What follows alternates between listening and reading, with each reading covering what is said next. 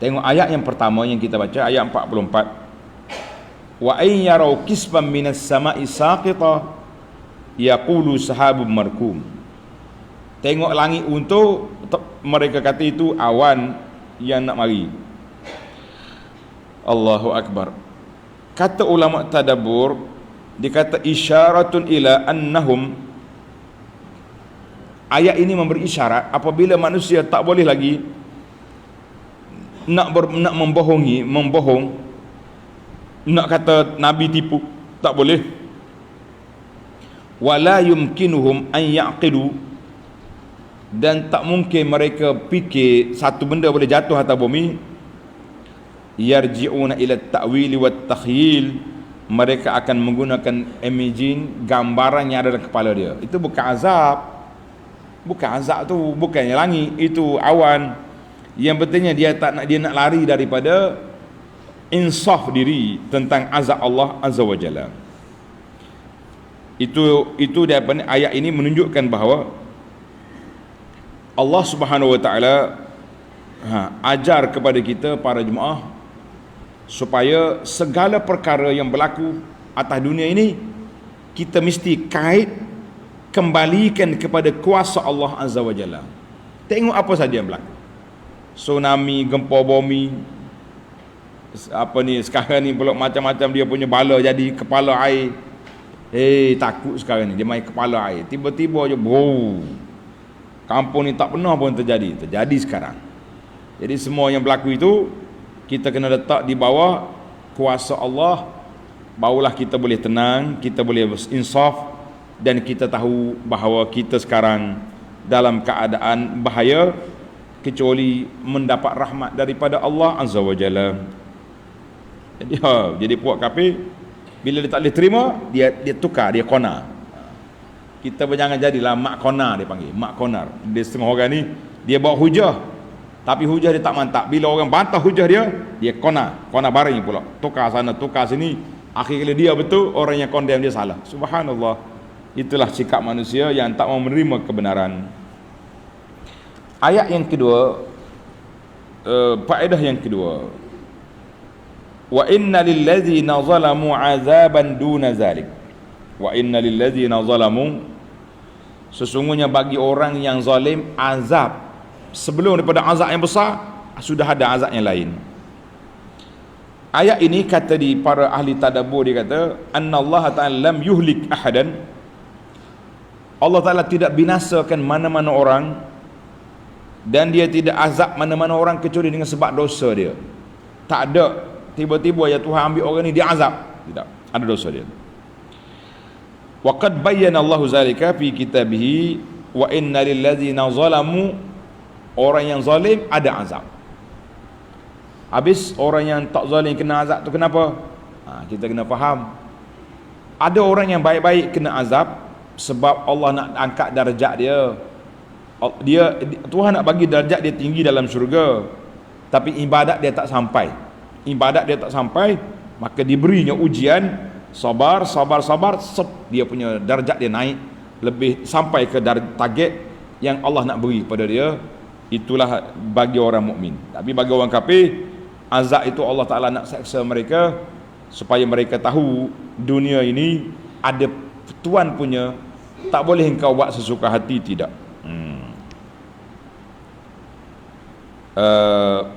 Dan juga dalam ayat ini memberi peringatan bahawa azab duna zalik, ada kategori azab itu berbeza-beza. Azab di dunia ni macam ni, azab di akhirat lagi berat.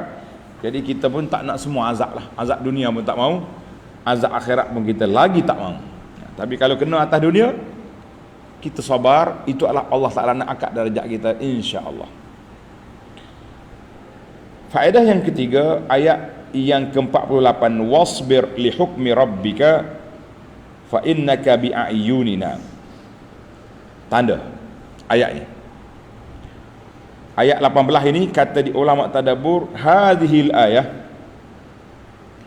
ayat ini perlu ditadabbur, diperhatikan maknanya dan dihayati kandungannya oleh bagi setiap orang mukmin. fa innaha tafsahu madayaqad dunya. Ayat ini akan melapangkan kesempitan dunia.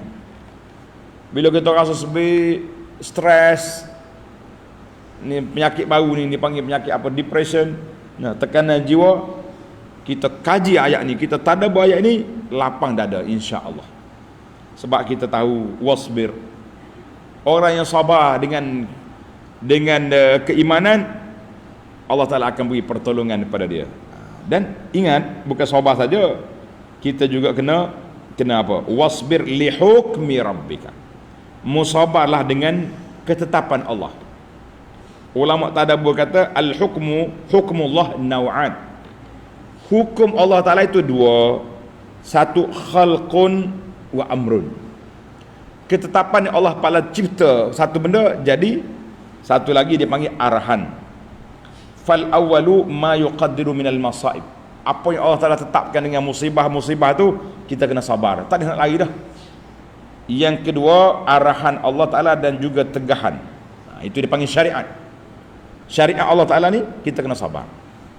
Kita jadi daripada ayat ini kita boleh faham bahawa sabar itu ada 3 kategori. Tanda ni pelajar, sabar ada 3 kategori. Yang pertama, sabar mengikut arahan, melakukan ibadat.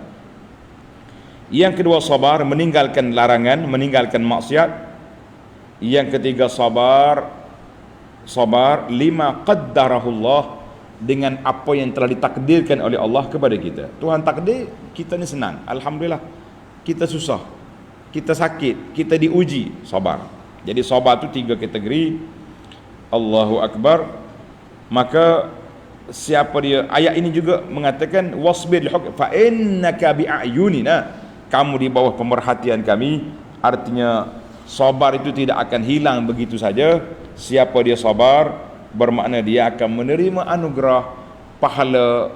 Innama yuwaffas sabiruna ajrahum bighairi hisab. Orang yang sabar, Tuhan akan beri kepada mereka pahala tanpa hisab, tanpa limit. Allahu Akbar. Allahumma ja'alna minas sabirin. Allahumma ja'alna minas sabirin. Ya Allah, jadikan kami ini orang yang sabar, sabar melakukan ketaatan sebaiknya, sabar meninggalkan maksiat dan mungkar, sabar di atas ketetapan Allah Azza wa Jalla. Faedah yang keempat, tengok Tuhan kata apa? Wasabbih bihamdi rabbika hina taqum. Bertasbihlah, memuji Allah ketika kamu bangun. Bangun bila? Bangun mana? Tadi kita dah sebut 4 tempat bangun. Dalam hadis ni, cerita ini kata di para ulama tadabbur, dia kata qul subhanallah wa bihamdih. Ketika kamu bangun daripada majlis, bangun daripada tidur, subhanallah wa bihamdih. Ataupun sebagaimana doa Nabi sallallahu alaihi wasallam, Nabi kata bila kita tamat majlis, kita nak bangun daripada majlis, kita duduk cakap-cakap, kita pun nak pergi dah. Ataupun tamatnya ayat ni, saya sekarang ni, sekejap lagi, bila tamatnya pengajian kita ni, kita baca doa ni, kata belakang subhanakallahumma wa bihamdika asyhadu an la ilaha illa anta astaghfiruka wa atubu ilaik. Itu dia panggil kafaratul majlis. Habis majlis nak bangun, baca.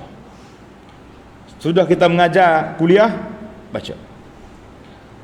Kata Nabi sallallahu alaihi wasallam, fayambaghi lil insan, maka sepatutnya bagi setiap manusia bila dia nak selesai daripada majlis, dia bangun sebagaimana hadis yang diriwayat oleh Abi Barzah Al-Aslami. Nabi kata bila kamu selesai daripada majlis, bangun.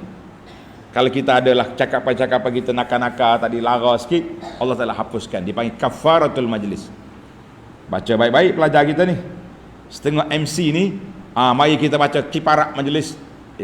Kiparak majlis pula dah. Nah, orang yang ngaji, dia tak kata kiparak, dia kata kafarah. Tuan-tuan, puan-puan, kita tamatkan, tutup majlis kita dengan kafaratul majlis. Ingat, baca mana? Kafaratul majlis. Ni, pelajar kita nak jadi MC belakang, nak jadi pengurusi majlis dah. Kafaratul majlis, kita baca subhanakallahumma wa bihamdika asyhadu an la ilaha illa anta astaghfiruka wa atubu ilaik. Jangan lupalah. Faedah yang terakhir, yang kelima, wa minal laili fasabbih wa idbaran nujum.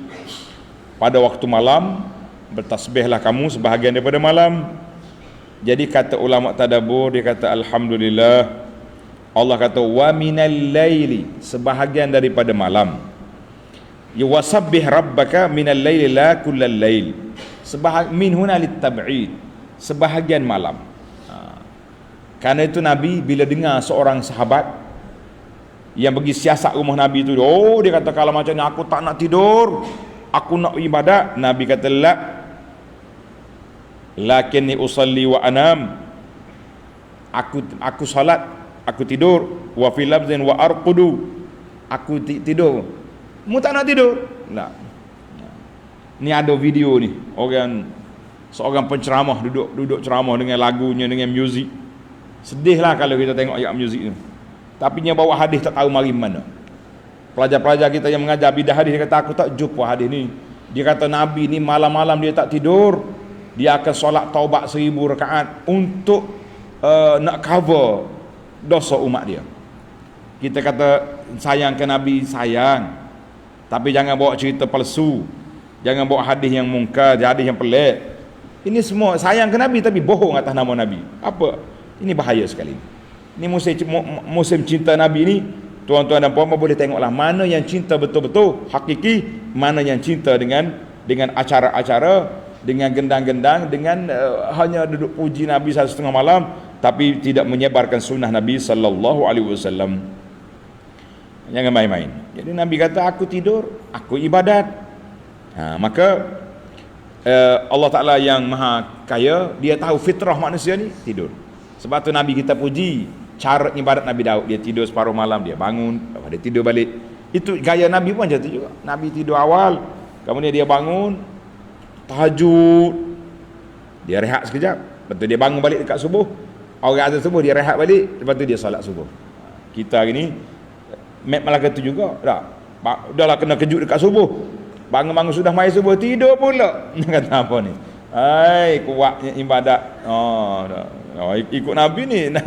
Kita kata Nabi ibadat bengkak kaki dah malam tadi, lepas tu dia rehat sekejap belum solat subuh.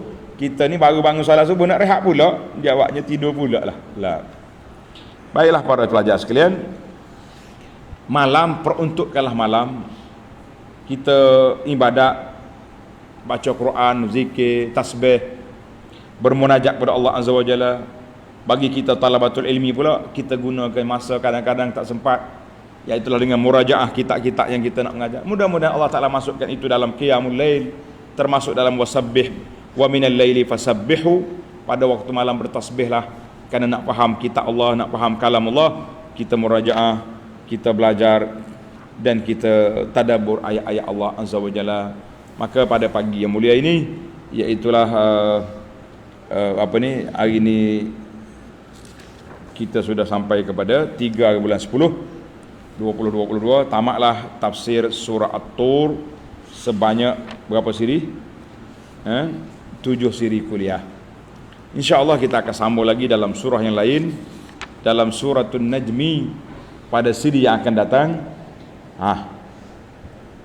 Kata subhanakallahumma wa bihamdika asyhadu an la ilaha illa anta astaghfiruka wa atubu ilaik. Wa sallallahu ala nabiyyina Muhammadin wa ala alihi wa sahbihi ajma'in walhamdulillahi rabbil alamin.